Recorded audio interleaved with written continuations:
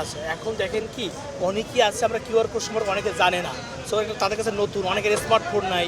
দেখবেন আরেকটা ব্যাপার আছে, যাদের অ্যাপেল ইউজার তারা কিন্তু এই কিউআরের অ্যাপস ডাউনলোড করতে পারতেছে না। ওই মানুষগুলো কী করবো তাহলে? এক নাম্বার যে আমরাও একটা নতুন কনসেপ্ট, এটা একটা পাইলট প্রজেক্ট, সেক্ষেত্রে আমাদেরও সময় লাগতেছে। আমরা অতটা এক্সপার্ট না, আমাদের যারা টেকনিক্যাল টিম তারা হয়তো ধীরে ধীরে এক্সপার্ট হচ্ছে।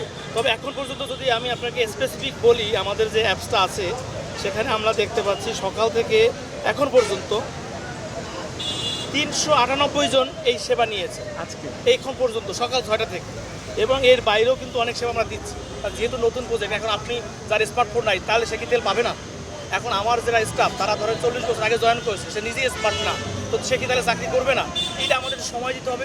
একই সাথে আমরা যথেষ্টভাবে এটা নিয়ে কাজ করতেছি। হয়তো ওই দিন 2-4 দিনের মধ্যে পুরোদমে আমাদের কার্যক্রম সম্পন্ন বলে আশা করি। এমনি এখন পর্যন্ত কিউআর কোডে কি পরিমাণ নিবন্ধন হয়েছে এটা কোনো ধারণা দিতে পারেন? এটা আমার কাছে ওই স্পেসিফিক নাই, তবে আমরা এখান থেকে প্রায়, আপনার এই পাম্পে কতগুলো? আমি পাম্প থেকে ধরেন মোরাললেস 1000 উপরে আমরা রেজিস্ট্রেশন কমপ্লিট করেছি এখানে এই লাস্ট 3 ডেজ। 3 দিনে 1000? 3 দিনে 1000-এর মতো হয়তো মোরাললেস। এটা কিন্তু সময় সময় আপডেট হচ্ছে। এখন হয়তো আমি জানি না, একটু পরে আবার হয়তো অ্যাড হয়ে যাবে।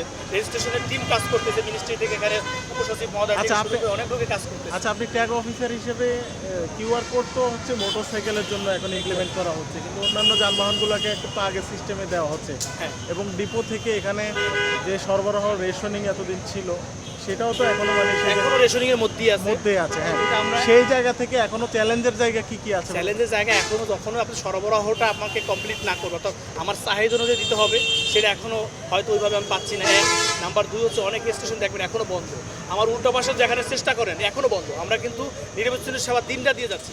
এখন যেটা হয় কি, এখানে 2টা পাম্প এই এরিয়াতে, তো বেসিক্যালি হয় কি ওই পাশে যখন বন্ধ থাকে অটোমেটিক্যালি ওই প্রেশার এখানে চলে আসে।